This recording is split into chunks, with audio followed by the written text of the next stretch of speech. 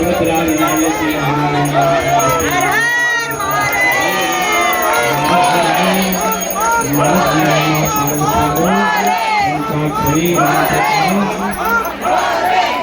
जप करने का विधान बताया। माँ पार्वती उस पंचाक्षरी मंत्र को लेकर के जप करने लगी। इधर काम रुद्र भगवान के तप में जब भी बाधा डालने लगे तो भगवान ने अपने सौभाग्य से काम को भस्म किया और कहा कि लाओ हम तुम बिना शरीर के ही सब मनुष्यों के हृदय में विराजमान रहो। सारे देवता भगवान शंकर के पास गए क्योंकि तारकासुर नाम का बहुत बलशाली असुर हुआ जिसको ब्रह्मा ने वरदान दिया था कि भगवान शंकर के अंश से ही जो पुत्र रूप में अवतरित होगा वही तारकासुर का वध करेगा। इसलिए देवता लोग गए और देवता लोगों ने प्रार्थना की भगवान से आप पार्वती से विवाह करो। तब भगवान शंकर ने सब ऋषियों को भेजा और कहा जाओ तुम पार्वती की परीक्षा को करो। सब ऋषि गए यहाँ पार्वती की परीक्षा लेने के लिए।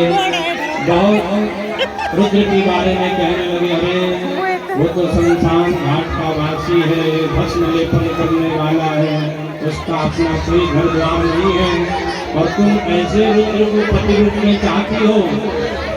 और माँ पार्वती ने एक ही वचन कह दिया कि यदि मैं पति रूप में वर्ण करूंगी तो भगवान शंकर का ही करूंगी, अन्यथा तुम्हारी ही रह जाऊंगी।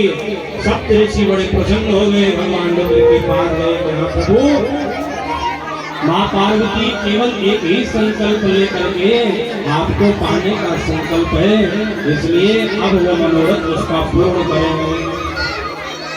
भगवान शंकर भी स्वयं माँ पार्वती की तपस्या की परीक्षा लेने के लिए चले गए। एक महात्मा का वेश धारण करके भूख जटाजूट फैलाए हुए ब्रह्मचारी का रूप धारण किया। पार्वती से पूछा देवी क्या कर रही हो? बोले मैं भगवान शिव को पति रूप में पाने के लिए तप कर रही हो। बोले जानती हो अरे कमल के सदृश ऐसी सुंदर तुम और उस औगड़ बाबा के साथ तुम विवाह करोगी, ये कहीं मुझे दूर दूर तक उचित नहीं लगता है। तुम किसी भी कारण से उनके योग्य नहीं हो, इसलिए तुम ये हट छोड़ दो। जब भगवान रुद्र की निंदा करने लगी माँ पार्वती उठ करके वहां से जाने लगी। मैं रुद्र की निंदा नहीं सुन सकती हूँ।